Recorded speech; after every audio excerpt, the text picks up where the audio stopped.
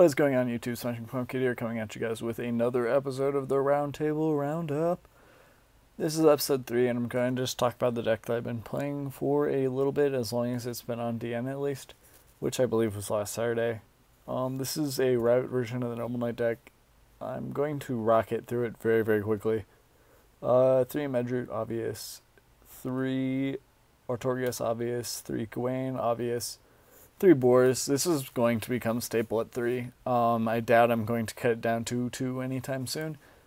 I do dislike drawing multiples of it after I've resolved its effect, but then again, it is a normal night monster. I can pair it with Gawain and make some exceeds, and I can summon Lotus Sun from the graveyard if I put it there already.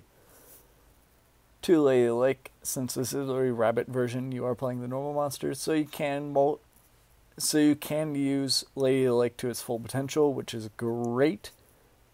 Then you have Gwalchflawed. I don't like this card at 2 anymore. It just clogs your hand in the early game, and you really just want to see it at the very end when you've run out of resources. So this is going to be him. I'm thinking about cutting them all together, but we're just going to have to see. He does allow for OTKs with Gawain, but yeah, we'll just see how we like Gwalchflawed in the future. Is another interesting conundrum. I was playing 2 of him earlier when I was testing this deck before the Shadow Spectres was released. I don't really honestly know how I like him anymore. Of course, the Destiny Medroot play is still there, so you can make the soft lock with that. However, I don't really feel it's nearly as powerful, because most of the time when you're going Medroot, you're going to go into boars to get your equip spells going so you can have plays later in the game. Black Lotus Sun is another card that I'm considering cutting because it's just not really doing as much work. Drawing into it is really, really bad still. And I feel like it's time to go. It's not really doing anything for me right now. 1 Rabbit, obvious, because you play the normal monsters. 2 Effect Failure, because you're going to have most of your spells and traps taken up by your equipped spells, because that's how the deck is rolling nowadays. So setting up traps is going to be a little bit more difficult. Veiler, though, will allow you to negate things from your hand, which is awesome. Honest, because you can push with it for game. 2 Destiny, I'm considering 3, maybe cutting an Excalibur, but I do like it. It's still probably the best equipped spell in my opinion. Excalibur. I really like this card as an equipped spell more than I thought I would. When I first read it, I was just like, okay, so you just put it in the graveyard and then do stuff with it. But its actual effect when it's equipped is actually really powerful.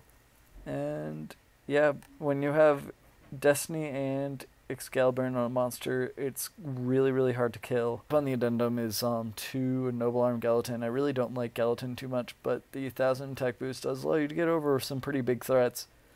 And yeah, there are ways to circumvent the whole losing 200, so you do actually get value out of it. But the card's pretty decent. 1 Caliburn, gaining 500 brings you back from the brink, but you never really want to draw this card. It's not really that great. And then Arfitur, which is a card I really want to cut, but since you need all the Noble Arms you can get in this deck, you are going to have to be playing it. 2 MSTs, because you can shenanigans with your Noble Arm of Destiny by destroying them and then re-equipping them, which is particularly delicious with Dryston. You have the Dark Hole, and you have the Rhoda, and you have the Hidden Armory, and you have the Book of Moon. These are all pretty self-explanatory and staple. Solemn Warning, Bottomless, and Torrential are all to stop summons. Mirror Force is to stop attacks. Compulsory is to do both. And Pinpoint Guard is... I was playing Call the Haunted originally, but I just found that Pinpoint Guard not clogging up the back row was more essential. It's also kind of the reason why I'm not running Phoenix Chain. Is the same kind of reasoning. So that is the main deck. It's very kind of self-explanatory. On to the extra deck. These cards are probably going to be the rank 4 that you're going to make the most, because thanks to boars dumping these equipped spells into your graveyard, that allows you to pull off Artorias' effect with ease and allow you to basically tank through your opponent's entire deck. And the fact that it gets rid of spells and traps too, delicious. Then you have Blade Armor Ninja, who is really good with OTKing, alongside Excalibur, which is also pretty good at OTKing. Omega because you need something to push through all the back row, and Omega is kind of your guy with that. Cowboy for exact game with 800, kind of in the same vein as Papal Operative. Laval Chain to dump your Lady of the Lake and your Black Lotus Land into the graveyard. Crimson Shadow, which is kind of a monster that you don't really make too often, but when you have to make something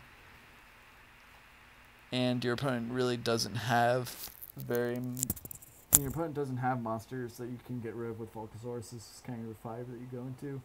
Volcasaurus is the 5 that you go into when your opponent does have monsters, because it's very powerful, it's very tasty, and I like it a lot.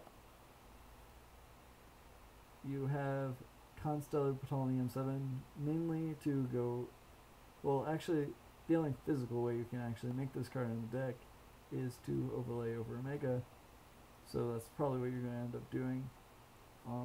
It's a very powerful effect, and once Omega loses material it kind of sucks, so you might as well get some value out of it. And Gaia Charger because you like piercing and dealing game damage with Volcasaurus. You have High Last-Land, which is a very powerful card in the very beginning parts of the game. Lets you set up your combos. And X-Saber Wayne, which is really good for the very end of the game when all you need to do is just put damage on the board. So that's his job.